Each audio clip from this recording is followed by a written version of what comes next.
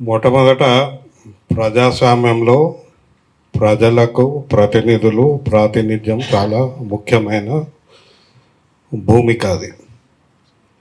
ప్రజాస్వామ్యం బాగుంది అనడానికి ఆ ప్రజాస్వామ్య వ్యవస్థలో ప్రజలకు ఎట్లాంటి ప్రాతినిధ్యం ఉంటుంది. గ్రామీణ ప్రాంతాల నుంచి ఢిల్లీ దాకా 3 ప్రభుత్వాలు, స్థానిక ప్రభుత్వాలు, దాంతోపాటు రాష్ట్ర కేంద్ర ప్రభుత్వాలు ఉన్నాయి.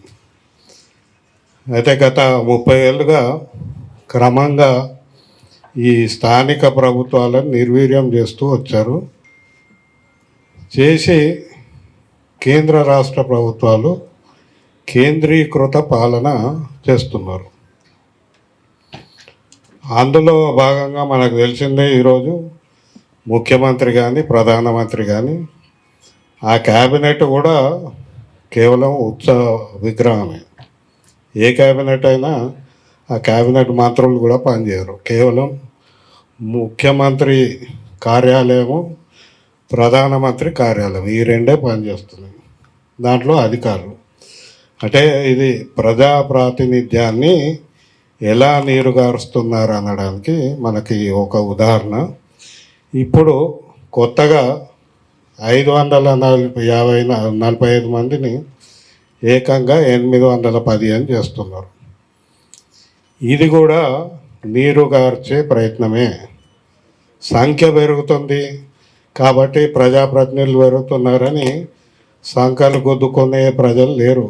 ఎందుకంటే చూస్తున్నాం వీళ్ళు పనిచేస్తున్న తీరు.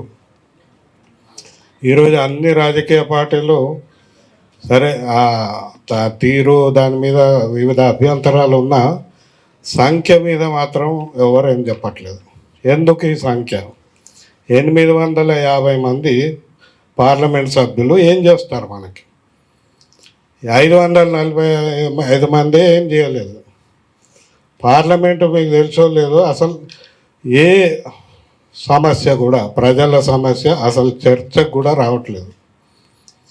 తర్వాత అనేక నిర్ణయాలు డొనాల్డ్ ట్రంప్ ప్రకటిస్తాడు, అంతర్జాతీయంగా ఇంకెవరో ప్రకటిస్తున్నారు, కానీ మన భారత ప్రభుత్వం మాత్రం ప్రకటిస్తలేదు. అనేక విషయాలు లేవు, ఒక్కటి కాదు. మనం ఎన్ని ఒప్పందాలు చేసుకున్నామో అంతర్జాతీయంగా యునైటెడ్ నేషన్స్లో 58,000 మల్టీలాటరల్ ట్రీటీస్ ఉన్నాయి, బహుళ దేశాల ఒప్పందాలు ఉన్నాయి. 58,000 ఒప్పందాలు, 58,000 ఒప్పందాలు మన భారత ప్రభుత్వాన్ని శాసిస్తున్నాయి. ఏ పార్లమెంట్ సభ్యుడికన్నా ఐడియా ఉందా కొంతమంది? మరి ఇట్లాంటి పార్లమెంట్ సభ్యుల సంఖ్య 850 పెరిగితే మనకు ఖర్చు తప్పితే పని లేనే లేదు. సో సంఖ్యను మనం ప్రశ్నించాల్సిందే. ఎందుకు ఈ సంఖ్య?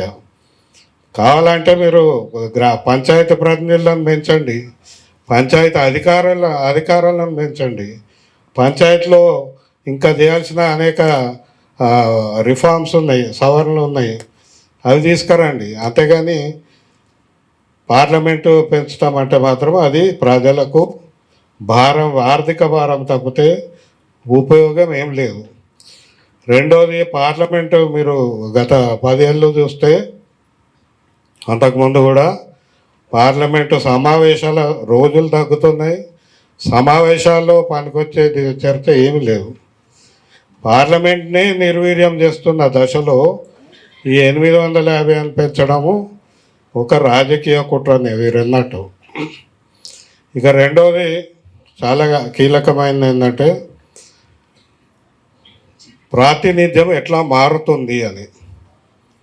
ఇప్పటికే ఇప్పుడు హైదరాబాద్లో 25 మంది శాసనసభ్యులు, ఒక 7 8 ఒక 5 3 4 పార్లమెంట్ సభ్యులు ఉన్నారు. నేను 3 ఏళ్ళ నుంచి అడుగుతున్నా, వీళ్ళు హైదరాబాద్ అభివృద్ధిలో వీళ్ళ పాత్ర ఏంది? ఒక్క ప్రాజెక్టు కూడా, ఇప్పుడు మూసీ నది కావచ్చు, ఫ్లైఓవర్ కావచ్చు, వరదలు వచ్చినా కూడా ఈ ఎమ్మెల్యే కానీ ఎంపీ కానీ ఏమీ చేయరు. అసలు జిహెచ్ఎంసీనే చేయదు. కూకట్పల్లి ఎమ్మెల్యేగా పనిచేసిన జయప్రకాష్ నారాయణ గారు నేనేమి చేయలేను అని ఆయన స్పష్టంగా చెప్పింది.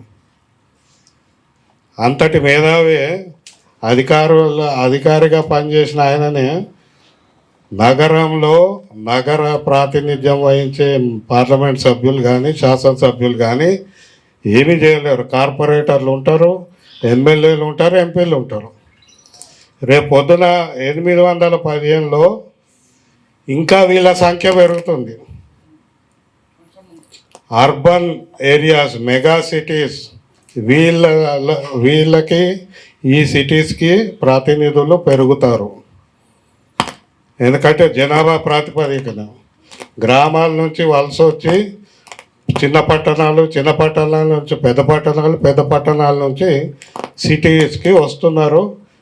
భారీగా పెరుగుతుంది. పెరగాలి అని మన ప్రభుత్వాలు కూడా తమ వంతు ప్రయత్నం చేస్తున్నారు. తెలంగాణ అప్రైజింగ్లో కోర్ రీజన్ పెరగాలని తెలంగాణ ప్రభుత్వం భావిస్తుంది. ఈ పరిస్థితిలో రేపు పొద్దున మొత్తం బస్తర్కి ఒక ఎంపీ ఉండొచ్చు. బస్తర్ చాలా పెద్ద జిల్లా. బహుశా ఛత్తీస్గఢ్ లేదా జార్ఖండ్లో ఈవెన్ మన ఆదిలాబాద్ కానీ ఇంకేమన్నా తీసుకున్న ఆదివాసీ ప్రాంతాలు కానీ గ్రామీణ ప్రాంతాల్లో 4-5 ఉంటారు ఎంపీలు అంతే. ఎంపీలంతా కూడా హైదరాబాదు, వరంగల్, నిజామాబాద్, కరీంనగర్ లేదా ఢిల్లీలో ఉంటారు. వీళ్ళు మొదటి నుంచి ఈడ ఉండి మేము చాలా పర్యావరణ ఉద్యమాలు చేస్తున్నప్పుడు ఏ ఒక్క అంశం కూడా మైనింగ్ ఇష్యూ కావచ్చు, డిఫారెస్టేషన్ కావచ్చు, ఫారెస్ట్ కన్జర్వేషన్ కావచ్చు, ఏ ఇష్యూలో కూడా ఏ ఒక్క ఎంపీ కూడా తన వాణి వినిపించే పరిస్థితిలో లేదు. ఆదిలాబాద్లో ఇష్యూస్ వస్తే అక్కడ మనం పేరుకైతే రిజర్వేషన్ చేసిన ఎస్టీ అని, కానీ ఆయన వాయిస్ పార్లమెంట్లో వినిపించే పరిస్థితిలో లేదు. మీరు లెక్కలు తీయండి. ఆదిలాబాద్ ఎంపీ, మంచిర్యాల ఎంపీ కానీ ఇంకెవరన్నా వాళ్ళకు 1 నిమిషమన్నా టైం వచ్చిండ్రా? వాళ్ళ అక్కడ ప్రతినిధులు సమస్య ఒక్కటన్నా ప్రస్తావించే అవకాశం వచ్చిందా? ఇప్పటికే చెప్తారు. మొన్న రాఘవ్ చడ్డా ఇష్యూ మీకు తెలుసు. లీడరు, డిప్యూటీ లీడర్కే టైం ఎక్కువ ఇస్తారు. అందులో మళ్ళీ పెద్ద పార్టీ, చిన్న పార్టీ వాళ్ళకి ఆ దామాషా పద్ధతిన టైం ఇస్తారు. సాధారణ పార్లమెంట్ సభ్యుడికి 30 సెకండ్లు, 1 నిమిషం.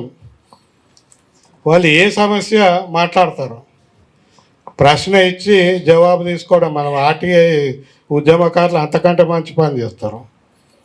ప్రశ్నిస్తే ఒక నోటీస్, రిటర్న్ రిప్లై ఇస్తారు. అడికంటే ఇంకా అంతకంటే ఎక్కువ ఏం చేసేది లేదు. మరి రేపు పొద్దున 850 అయితే ఇది 545కే పరిస్థితి. ఇది 815లో ఈ కొత్తగా వచ్చే 300 మందికి అయితే 30 సెకండ్లు కూడా టైం దొరకదు, సమయం దొరకదు, మాట్లాడే అంశము తీసుకునే అవకాశం లేదు, మన 0 అవర్ డిస్కషన్ లేదు. ఇవేమీ లేనప్పుడు 815 మంది ఇవి ఏం చేస్తారు ఆడ? ఇది ప్రజల తరఫున అడుగుతున్నాను. రాజకీయ పార్టీలు రేవంత్ రెడ్డి ఏమన్నాడు, ఇంకా స్టాలిన్ ఏమన్నాడు, ఇష్యూ అది కాదు. మనం ప్రజల తరఫున ఆలోచన చేయాలి. మనం అడిగినామా ఇంతమందిని?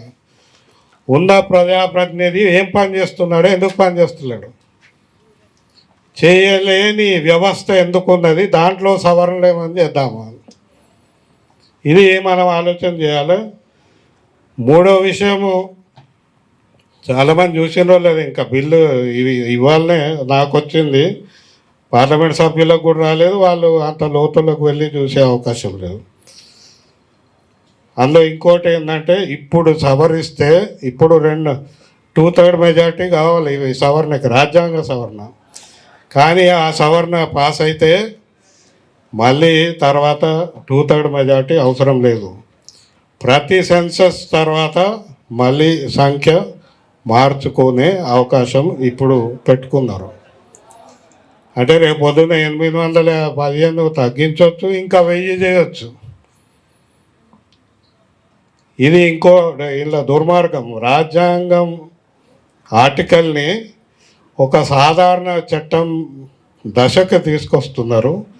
రేపు పొద్దున సెన్సస్ ఎప్పుడు చేసినా ఇది నిత్యము పెంచవచ్చు, తగ్గించవచ్చు, అప్పటి ప్రభుత్వం యొక్క ఇష్టం. ఇది ఇంకా అట్లా చాలా ఉండొచ్చు, మనం ఇంకా విశ్లేషణ చేస్తే వస్తుంది. చివరిగా ఏంటంటే మనం అందులో 2-3 అంశాలు. ఒకటేమో అభివృద్ధి గురించి మాట్లాడుతున్నాడు. రేవంత్ రెడ్డి గారు చెప్పిన ఫార్ములా చాలామంది బాగుంది అంటున్నారు.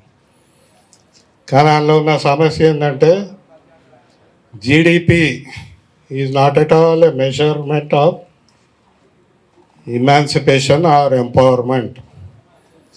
మనము స్థూల అభివృద్ధి సూచిక తీసుకొని సగం మందిని ఆ విధంగా పంపాలంటే మరి ఇప్పుడు జరుగుతుంది కూడా అదే కదా. ఇప్పుడు ఆ పాపులేషన్ అంటున్నది రంగారెడ్డి జిల్లాలో, హైదరాబాద్ జిల్లాలో జీడిపి ఎక్కువ ఉంది, 8 లక్షల కోట్లు. మొత్తం 14 లక్షల కోట్ల తెలంగాణ జీడిపిలో ప్రభుత్వం చెప్పిన లెక్కల ప్రకారం 8 లక్షల కోట్లు రంగారెడ్డి, హైదరాబాద్లో ఉంది. మరి ఇప్పుడు ఆ ప్రాతిపదిక తీసుకున్న ఇక్కడే సంఖ్య ఎక్కువ ఉంటుంది.